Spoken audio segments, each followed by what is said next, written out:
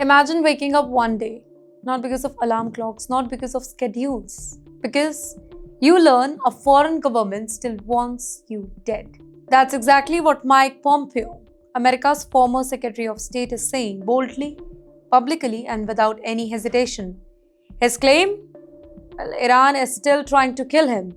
And according to him, his name is on a list approved by Ayatollah Ali Khamenei himself.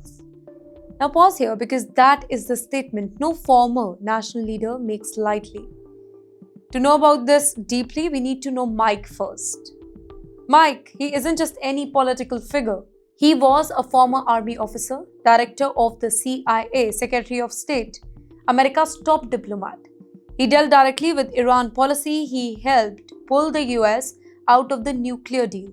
He led hardline pressure on Tehran. Now, for Iran's leadership, he was a critic, a strategic opponent, a public face of the US Western pressure. You know, that history matters because this is not a casual comment. Well, this is personal, political, potentially very dangerous. According to him, Iran has not dropped its plan to target him. He believes the assassination threats, they are ongoing. His name remains on a list of targets approved by Khamenei himself. These are not any unnamed sources, by the way. These are the words of somebody who once sat at the table where the US foreign policy is made. And that adds the weight. But wait, why Iran would do that? Because of the clashes. Under Mike's leadership, the US reimposed aggressive sanctions. America withdrew from the 2015 nuclear agreement. Washington declared Iran's Revolutionary Guard a terrorist organization. Pressure mounted on Tehran's economy and diplomatic standing. Now, for Tehran's hardliners, Mike was not just a diplomat, he was a symbol of the US pressure, a symbol of strategic containment. So, the animosity, it was never hidden. But a formal hit list? That's escalation. Iran's response, it's silent, but it is bold. Iran has not, though, officially confirmed any assassination plot yet. Tehran typically rejects such claims as propaganda or public posturing. But that does not mean the idea has not shaped Iranian strategic messaging over the years. Tehran has repeatedly accused the US of economic warfare, covert operations, and destabilization effort.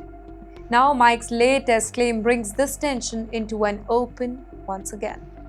And this matters globally. Why? Because when high-level politicians publicly say that they are the targets, the world pays attention. This situation raises serious questions. Are assassination plots still active? How does this affect the US-Iran relationship?